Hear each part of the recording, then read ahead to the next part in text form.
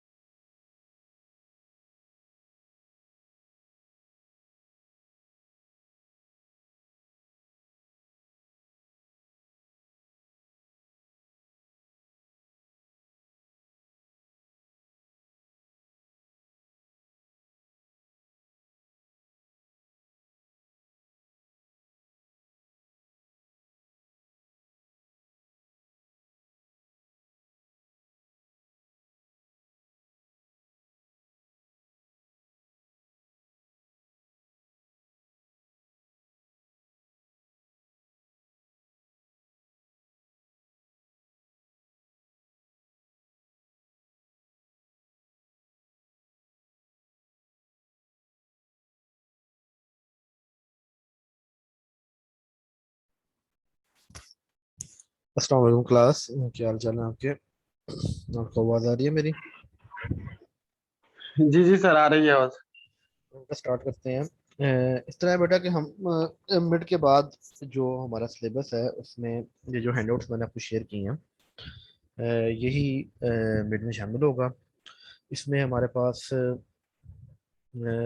Topics हैं जो हमारे पास प्रोबेबिलिटी से रिलेटेड डिफरेंट टॉपिक्स हैं। उसकी बेसिक कंसेप्ट है, उसकी डेफिनेशंस हैं, उसके अलावा मल्टीप्लिकेशन और कम्बिनेशन रूल है। इसके बाद हमारे पास कंडीशनल और ज्वाइंट प्रोबेबिलिटीज हैं, उनके डेफिनेशंस हैं और उनके न्यूमेरिकल्स हैं। तो लास्ट जो हमने डिस्कस किया था, हमने कम्बिनेशन रूल को डिस्कस किया था। ठीक है। इसके बाद आज हम डिस्कस करेंगे सॉरी कंडीशनल प्रोबेबिलिटी को। ठीक है। उससे क्वेश्चन वगैरह जो हैंडआउट्स में आप उनकी प्रैक्टिस करें, फर्दर और भी मैं आपको शेयर कर दूंगा, उनकी भी आप प्रैक्टिस करिए। जिसकी समझ ना आए वो कल के लेक्चर में आप मुझसे पूछ सकते हैं। कल हमारा लास्ट लेक्चर होगा, इस वजह से उसमें सिर्फ और सिर्फ क्वेश्चन आंसर सेशन होगा। यानी आपको सिलेबस में किसी चीज़ की समझ ना आई हो, कोई कंफ्यूजन हो, किसी क्वेश्चन की समझ ना आ रही हो जो मैथमेटिकली सॉल्व हुआ हुआ है, तो कल हम सिर्फ उन चीज़ों को डिस्कस करेंगे। तो आज हम कंडीशनल और ज्वाइंट प्रोबेबिलिटी है उसको डिस्कस करते हैं। तो सबसे पहले तो आप आ जाएं ये कंडीशनल प्रोबेबिलिटी पे। तो बाय डेफिनेशन ये क्या है कि the probability with a reduced sample space are called conditional probability, ठीक है। यानी जिसकी सैंपल स्पेस रिड्यूस हो चुकी हो उसको हम कंडीशनल प्रोबेबिलिटी कह सकते हैं। क्वेश्चन है कि वो सैंपल स्पेस रिड्यूस कैसे होती है। देखिए आपका जो भी क्वेश्चन होगा उसमें जिस दिन आपके पास डाइस था और डाइस में आपने आपके पास हमने एक डाइस आपने रोल किया तो आपसे क्वेश्चन किया जा सकता है कि 3 आने की प्रोबेबिलिटी बताएं, इवन नंबर आने की प्रोबेबिलिटी बताएं, ऑड नंबर आने की प्रोबेबिलिटी बताएं, या फिर ग्रेटर देन 3 जो नंबर था उनके आने की प्रोबेबिलिटी बताएं। तो वो आपको एक स्टेटमेंट दी जाती थी जिसकी बेस पे आप प्रोबेबिलिटी फाइंड करते थे। अब होता क्या है कि आपके क्वेश्चन के अंदर फर्दर एक और इंफॉर्मेशन दे दी जाती है, ठीक है। वो जो फर्दर इंफॉर्मेशन होती है वो ये करती है कि सैंपल स्पेस को रिड्यूस कर देती है, ठीक है। जैसे आपके पास अभी ये एक एग्जांपल है जो समझाने के लिए लिखी हुई है कि let us consider dice with sample space, ठीक है। आपको पता है 1 से लेके 6 तक नंबर्स होते हैं आपके डाइस पे। We want the probability of 6 से इवेंट ए, ठीक है। प्रोबेबिलिटी क्या है कि हमारे पास 6 आने की प्रोबेबिलिटी क्या है, ठीक है। यानी ये है एक स्टेटमेंट जिसकी बेस पे हम क्या कह सकते हैं कि 1/6 इसकी प्रोबेबिलिटी है। सिंपल हम प्रोबेबिलिटी अप्लाई करेंगे तो 1/6 प्रोबेबिलिटी है। अब फर्दर उसमें से इंफॉर्मेशन दे रहा है कि let we take an event number of dots से इवेंट बी। अब एक और कोई इवेंट बी है, so the reduce sample space is 236, ठीक है। यानी कि वो जो एक और अलग से हमने इवेंट लिया उसमें सिर्फ 3 नंबरों को कंसिडर किया जो कि 2, 3 और 6 हैं, ठीक है। तो अब वो कहता है कि एंड द प्रोबेबिलिटी ऑफ 6, जो ठीक है इसकी प्रोबेबिलिटी क्या होगी, यानी इस रिड्यूस सैंपल स्पेस के अंदर जो प्रोबेबिलिटी है 6 आने की वो क्या होगी, वो आपकी 1/3 हो जाएगी, ठीक है। अब ये फाइंड कैसे किया जाता है, इसका एक नीचे फॉर्मूला गिवन है, ठीक है। प्रोबेबिलिटी ऑफ ए, इसको उसको बोला जाता है ए गिवन बी, ठीक है। यानी कि ए गिवन बी, यानी आपने क्या करना है कि बी की बेस के ऊपर ए की प्रोबेबिलिटी को फाइंड करना है। तो इसका फॉर्मूला है कि probability of A intersection B. जैसे आपने सेट्स पढ़े हुए हैं आपको पता है कि जो इंटरसेक्शन होता है कोई से 2 सेट हो, सेट ए हो सेट बी हो, तो उसका जो कॉमन नंबर्स होते हैं वो आपके पास इंटरसेक्शन के थ्रू फाइंड किए जा सकते हैं, divided by probability of B, ठीक है। अब इसको नीचे आपके पास क्वेश्चन है एक कि 2 coins are tossed, what is the conditional probability that 2 heads results given that it is at least 1 head, ठीक है। कि आपके पास 2 कॉइन है, आपने उनको टॉस किया है, तो इसकी चीज की क्या प्रोबेबिलिटी है कि 2 हेड्स आए हमारे पास, ठीक है। और गिवन दैट गया कि एट लीस्ट 1 हेड, यानी आपकी आपकी जो फर्दर इंफॉर्मेशन है, एक तो होता है सैंपल स्पेस में से आपने डबल हेड आने की प्रोबेबिलिटी फाइंड करनी है, या पे वो कह रहा है कि आपने फाइंड करनी है एट लीस्ट 1 हेड जो आपके पास सैंपल स्पेस है उसमें से डबल हेड आने की प्रोबेबिलिटी फाइंड करनी है। तो आपकी सैंपल स्पेस रिड्यूस होगी, उसमें से जो डबल टेल था वो आपका वैसे स्किप हो जाएगा। तो let A represent the event that 2 heads appear and B the event that there is at least 1 head, ठीक है। तो ए क्या है, आपके पास डबल हेड है जिसमें हम इंटरेस्टेड हैं। गिवन दैट बी है, बी हमारे पास क्या एट लीस्ट 1 हेड, तो उसमें डबल एच टी और टी एच आ जाएगा, ठीक है। अब आप इसके जब इंटरसेक्शन लेंगे तो वो आपके पास A intersection B is equal to आपके पास एच एच वाला जो एक इवेंट है वो आपके पास आ जाएगा। तो प्रोबेबिलिटी ऑफ ए हुई आपके पास 1/4, ठीक है। अगर आप इवेंट ए की प्रोबेबिलिटी फाइंड करें तो आप उसे सैंपल स्पेस से डिवाइड करेंगे तो 1/4 आंसर आएगा। इसी तरह जो बी है आप उसको जब आप सैंपल स्पेस से डिवाइड करेंगे तो 3/4 आएगा, ठीक है। तो ए इंटरसेक्शन बी आपके पास क्या आएगा, 1/4 आ जाएगा, ठीक है। तो उसके बाद आपके पास जो इसको फार्मूला में वैल्यू जब पुट करते हैं आप, तो probability of A intersection B की वैल्यू आपके पास 1/4 है, तो वो आप उसको पुट कर दें। प्रोबेबिलिटी ऑफ बी की जो वैल्यू आपके पास 3/4 है उसको पुट कर दें, तो आंसर आपके पास 1/3 आ जाएगा, ठीक है। सिंपल है, कोई ज्यादा कॉम्प्लिकेटेड चीज नहीं है, बस आपने स्टेटमेंट को समझना है और स्टेटमेंट में जो कहा जाए आपने उसको फॉलो करना है। तो सिंपल मैथमेटिकल इस पे अप्लाई होती है, मैथमेटिक्स अप्लाई करके आप उसका आंसर फाइंड कर सकते हैं। अब आपके पास एक और क्वेश्चन है, अगर हम उसको डिस्कस कर लें कि let we toss the 2 pair of dices, ठीक है। फेयर डाइस का मतलब है या ऑर्डिनरी डाइस का मतलब है कि नॉर्मल डाइस, ठीक है, जिसमें कोई ना कोई इम्प्योरिटी नहीं है, उसमें कोई कोई गड़बड़ नहीं है। यानी जब भी आप उसको रोल करें तो वो इंडिपेंडेंटली कोई ना कोई नंबर उस पे पेयर हो जाए।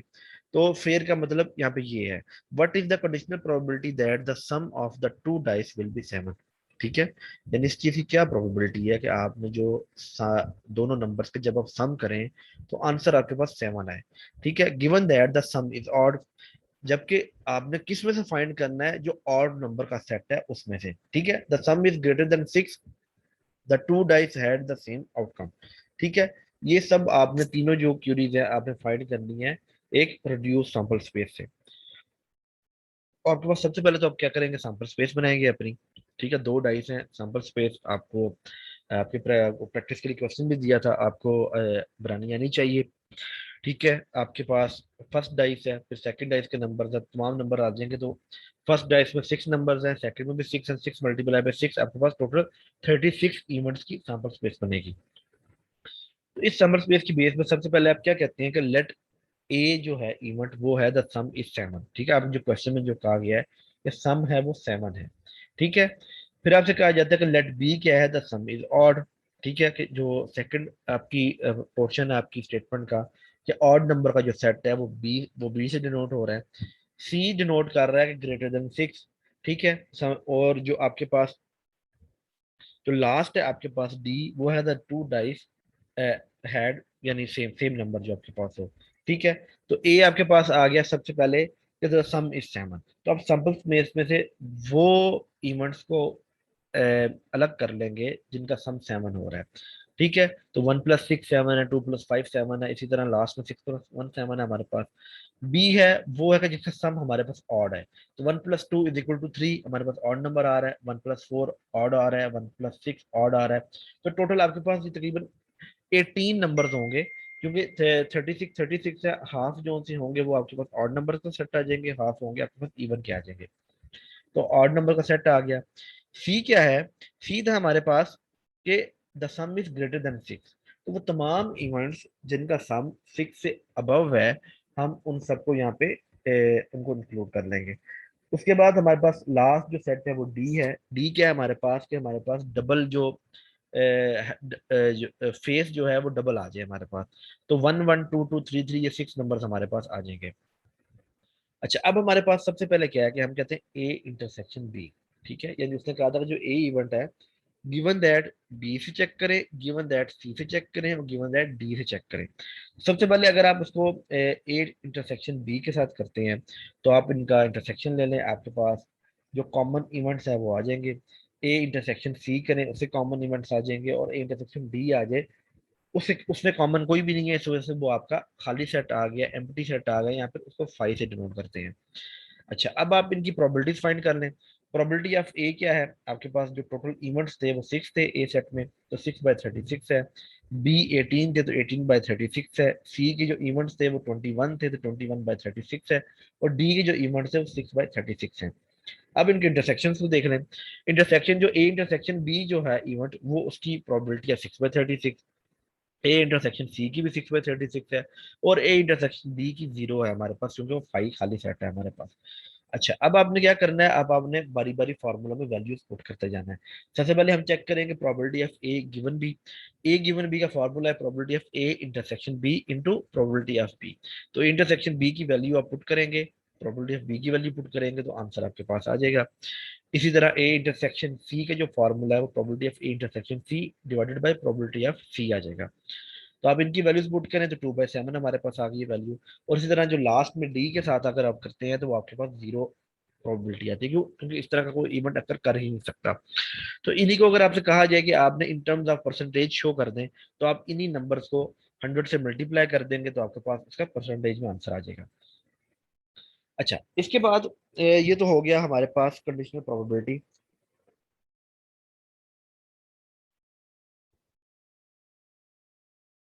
जिसमें सैंपल स्पेस हमारे पास रिड्यूस हो जाती है। फिर इसका जो सेकंड टाइप है वो है हमारे पास ज्वाइंट प्रोबेबिलिटी। इसमें क्या होता है कि एक इवेंट के साथ दूसरा इवेंट सेम टाइम पे अकर हो रहा होता है। ठीक है, कंडीशन में क्या आता है कि पहले एक इवेंट होगा, उसकी बेस पे दूसरा इवेंट अकर होगा। ज्वाइंट में क्या होता है कि एक इवेंट के साथ ही दूसरा इवेंट अकर हो रहा होता है, यानी वो सिमल्टेनियसली इकट्ठे ही हमारे पास इवेंट्स अकर हो रहे होते हैं। तो the probability that two events A and B will both occur is equal to the probability that one of the event will occur multiplied by the conditional probability that the other event will occur given that first event has occurred. ठीक है, formula same है, formula को थोड़ा सा उसने change कर दिया है। उसने क्या किया है कि जो आपके पास जो यहाँ पे फार्मूला था, उसने probability of A given B को, ए इंटरसेक्शन बी को उसने मल्टीप्लाई करा दिया आपके, सॉरी, जो प्रोबेबिलिटी ऑफ बी है उसको मल्टीप्लाई करा दिया probability of A given B के साथ। ठीक है, तो जब आपके सेम टाइम पे होगा इट मीन वो इंटरसेक्शन के साथ आएगा जो आपके पास सेट होता है। तो probability of A intersection B is equal to probability of A multiply by probability of B given A. इसका फार्मूला ये हो जाएगा।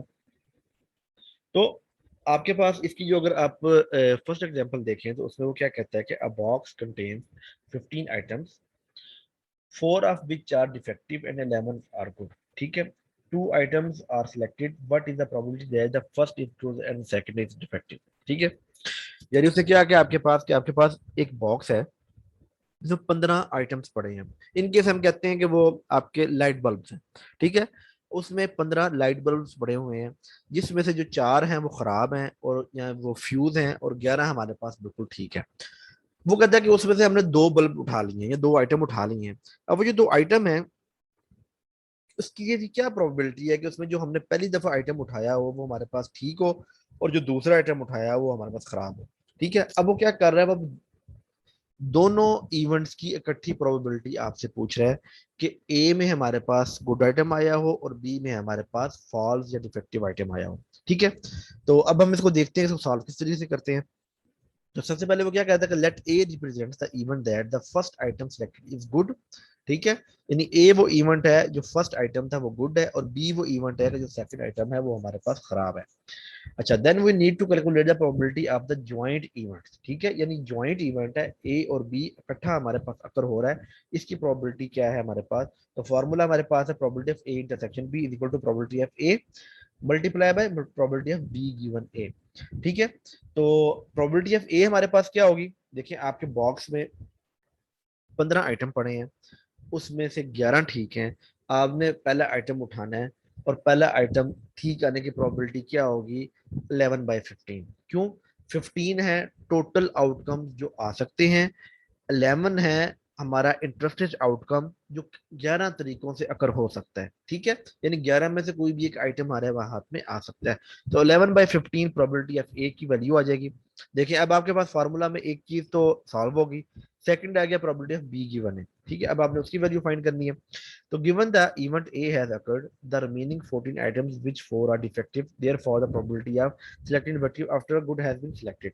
ठीक है, अब वो क्या कहता है, देखिए आपने एक आइटम निकाल लिया जो गुड था। ठीक है, अब उस बॉक्स के अंदर आपकी क्वेश्चन में कहीं भी मेंशन नहीं है कि आपके जो ये एक्सपेरिमेंट है ये आपका विद रिप्लेसमेंट है। विद रिप्लेसमेंट और विदाउट रिप्लेसमेंट में फर्क ये होता है कि अगर आपने एक आइटम उठा लिया है तो आपने दोबारा उसको बॉक्स में नहीं रखना। ठीक है, ये आपका विदाउट रिप्लेसमेंट है। और विद रिप्लेसमेंट होता है कि आपने आइटम उठाया और दोबारा आपने बॉक्स में रख दिया है और फिर दोबारा आपने उसको निकालना है। तो उससे ये होता है कि आपके पास अगर क्वेश्चन में मेंशन नहीं है कि आपका ये एक्सपेरिमेंट विद रिप्लेसमेंट है तो बाय डिफॉल्ट वो विदाउट रिप्लेसमेंट ही होता है। तो हमारे पास यहाँ पे विदाउट रिप्लेसमेंट ये इवेंट एक्सपेरिमेंट हो रहा है। तो उसमें क्या है कि अब बॉक्स में पीछे रह गए हैं हमारे पास 14 आइटम या 14 लाइट बल्ब जो हैं हमारे पास, और उनमें से 4 जो हैं वो डिफेक्टिव हैं। तो उसकी जो प्रोबेबिलिटी होगी वो होगी 4/14। ठीक है, 14 अब इस वजह से हो गया क्योंकि वो जो n है ये number of total events items हैं, वो अब एक उसमें से माइनस हो चुका है, गुड आइटम उसमें से निकल चुका है। तो अब वो पीछे रह गए 14। तो 4/14 हमारे पास इसकी वैल्यू आएगी। इसी वैल्यू को हम फार्मूला में पुट करेंगे तो हमारे पास 0.16 या 16% इस चीज के चांसेस है कि पहली दफा हम कोई आइटम उठाएं तो वो ठीक हो और दूसरी दफा आइटम उठाएं तो हमारे पास वो खराब हो। ठीक है, अच्छा इसके बाद अगर इन केस यही भी क्वेश्चन में वो कहता है कि आप दूसरी दफा भी आपके पास गुड आइटम हो तो उसकी प्रोबेबिलिटी फिर आपकी हो जाती है 10/14। क्यों, 11 में से एक आपका गुड आइटम निकल चुका है, टोटल में से भी एक आइटम निकल चुका है, तो आपका फिर प्रोबेबिलिटी हो जाती थी 10/14। अच्छा, अब एक और एग्जांपल है हमारे पास कि वी हैव 2 कार्ड्स। ठीक है, कि हमारे पास एक ऑर्डिनरी प्लेइंग कार्ड्स है। अब ऑर्डिनरी प्लेइंग कार्ड्स का मतलब है कि नॉर्मल प्लेइंग कार्ड्स जो होते हैं जिसमें 52 कार्ड्स होते हैं, और उनकी जो क्लासिफिकेशन होती है जो हम ऑलरेडी डिस्कस कर चुके हैं कि उसमें हार्ट्स होते हैं, डायमंड्स होते हैं, स्पेड्स होते हैं, और उसमें जो हमारे पास दो रेड फैमिलीज होती हैं, दो हमारे पास ब्लैक फैमिलीज होती हैं। अच्छा, उसमें वो क्या कहता है कि हमारे पास एक ऑर्डिनरी प्लेइंग कार्ड्स हैं जिसमें से दो कार्ड्स को ड्रॉ किया गया, यानी दो कार्ड्स उनसे निकाले गए हैं। Find the probability that the second card dealt is a heart. ठीक है, वो कहता है कि इसकी क्या प्रोबेबिलिटी है कि जो दूसरा कार्ड हमने निकाला है वो हार्ट का कार्ड है। ठीक है, फर्स्ट जो कार्ड है उसकी उसने कोई इंफॉर्मेशन हमें नहीं दी। ठीक है, तो इसको हम किस तरीके से सॉल्व करेंगे? तो सबसे पहले तो हम कहते हैं कि let H1 represent the event that the first card dealt is the heart. ठीक है, हम कहते हैं, सपोज करते हैं कि जो H1 है वो इवेंट है कि जिसमें जो पहला कार्ड हमने निकाला है वो भी हार्ट का ही था, हम सपोज कर लेते हैं। और H2 है कि वो इवेंट जो दूसरा कार्ड है जो कि हार्ट का है, वो तो वो बता रहा है कि हमें दूसरा कार्ड हार्ट की प्रोबेबिलिटी फाइंड करनी है। तो अब हम इसको फार्मूला पुट करते हैं। फार्मूला है कि probability of second card is a heart. ठीक है, तो probability of first card is a heart and second card is a heart. ठीक है, यानी पहला जो कार्ड था वो भी हार्ट ही था और दूसरा भी हार्ट ही था, एक तो इसकी प्रोबेबिलिटी आ जाएगी, प्लस एक दूसरी प्रोबेबिलिटी होगी कि first card is not a heart. ठीक है, और सेकंड कार्ड इज हार्ट, तो मे भी इस तरह भी हो सकता है जो पहला कार्ड है वो हार्ट का ना निकला हो। ठीक है, तो यहाँ पे प्रोबेबिलिटीज प्लस हो जाएंगी। ठीक है, यहाँ पे आपके पास ज्वाइंट प्रोबेबिलिटी भी अप्लाई हो रही है, साथ में एडिटिव प्रोबेबिलिटी भी अप्लाई हो रही है कि आपने ज्वाइंट भी फाइंड करनी है और साथ में आपने उनको प्लस भी करना है। दो डिफरेंट सिनेरियो यहाँ पे बन रहे हैं। तो जब हम इसको फार्मूला पुट करते हैं तो फार्मूला क्या है कि probability of second card is equal to probability of first card is heart intersection second card is heart plus probability of first card is not heart. देखिए इसके ऊपर जो बार लगा हुआ है, ये जो इस पे सी लिखा जाता है या एक कॉमा सा डाल दिया जाता है, ये है कॉम्प्लीमेंट। कॉम्प्लीमेंट होता है आपके उस सेट का अपोजिट। तो H1 के ऊपर जब कॉम्प्लीमेंट लग गया है या उसमें बार लग गई है तो इसका मतलब है कि ये हार्ट नहीं है, ये उसके अलावा कोई भी तीन फैमिली में से कोई कार्ड हो सकता है। तो इंटरसेक्शन आपका second card is a heart. ठीक है, फार्मूला को हम ओपन करते हैं, ज्वाइंट प्रोबेबिलिटी का फार्मूला हम अप्लाई करते हैं। तो probability of H1 intersection H2 को जब ओपन करेंगे तो probability of H1 multiply by H2 given H1 आ जाएगा।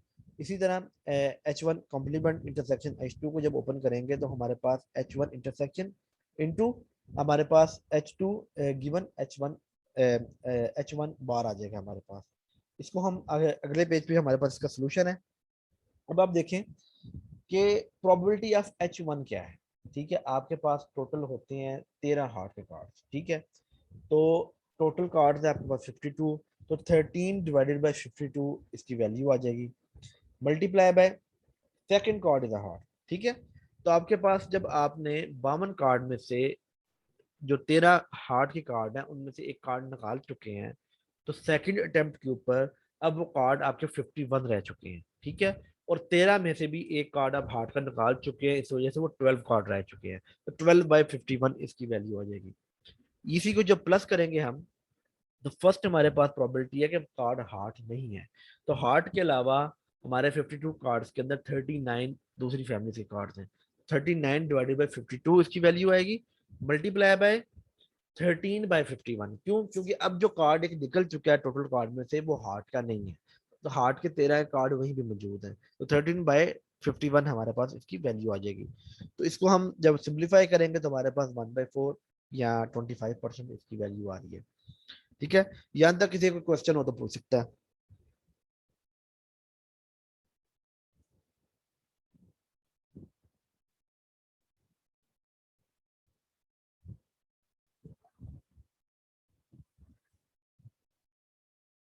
हाँ जी, क्वेश्चन है किसी का?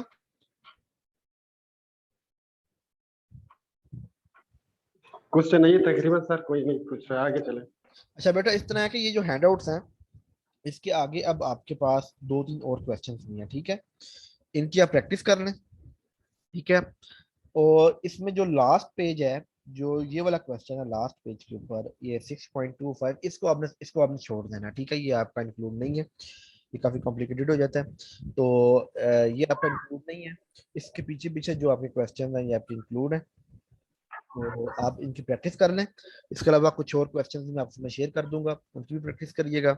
तो कल वाले लेक्चर के अंदर आपके सिलेबस में आपको जो कंफ्यूजन हो, किसी चीज़ की समझ ना आई हो, ठीक है, हम सिर्फ उन्हीं चीज़ों को डिस्कस करेंगे। ठीक है, ठीक है सर, ठीक है। चलें चलें, ओके मैं ठीक फिर है। सेशन ऑफ कर रहा हूँ। ये इसकी वीडियो अपलोड हो जाएगी, आप वहाँ से यूट्यूब से दोबारा भी देख सकते हैं। ठीक है सर, ठीक है। ठीक है।